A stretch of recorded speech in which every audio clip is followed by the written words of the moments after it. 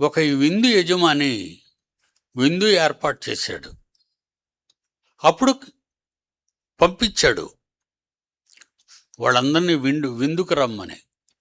ఎందుకు? వాళ్ళంతా తనకు తెలిసిన వాళ్ళు, తనకు కావలసిన వాళ్ళు.